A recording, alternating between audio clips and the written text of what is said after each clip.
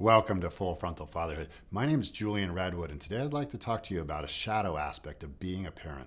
All too often, we use our kids for our own emotional needs, and this has a great detrimental impact upon them throughout their life, especially on their ability to be in relationships later in life.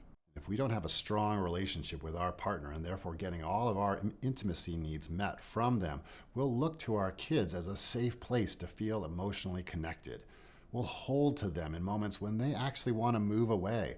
They'll want to go and play or run around, and we'll hold them tight or guilt trip them and say, "Come on, don't you want to hang out with me?" Or "Come give me a hug," or "Where are you going?" Those subtle messages of, "You can't go away, I need you," are actually quite impactful for a kid. They get torn because they do love us and they want to give us affection, but they also want to go play. Depending on how much emotional pressure is behind the words that we're saying, they'll feel that and they'll actually move towards us and become our good little partner, providing for us emotionally. This is the reason that a lot of men have emotional difficulties and commitment issues. We're scared to be close to women because we're worried that we won't be able to maintain the right amount of distance for ourselves. We'll have to get in there and take care of their emotional needs, as we often learned when we were quite young.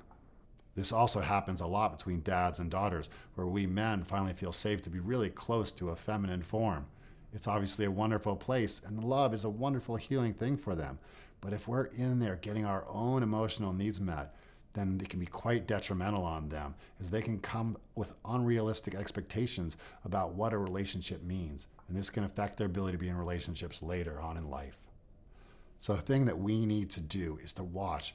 Are we giving from a place of open-heartedness without strings, or are we holding them?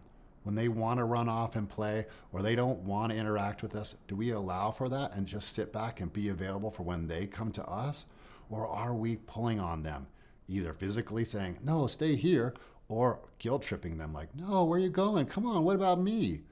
Notice your tone. Notice if you're getting your needs met in that situation, and see if you can turn towards your partners or your friend or yourself to get those needs met. Try to not impose this upon your kids so that they can move forward in life and have relationships that are free from the fears that too many people have. Kids need a huge amount of love, and there's no such thing of spoiling them with too much love. But if we're getting our own needs met, it can be really detrimental.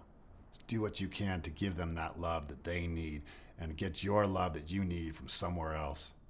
Thank you for joining me for another episode of Full Frontal Fatherhood. I'd love to hear your ideas. If you feel bold enough to share it in the conversation below, let's be friendly because we're all just doing our best. And I'll see you next time for another episode of Full Frontal Fatherhood. Take care.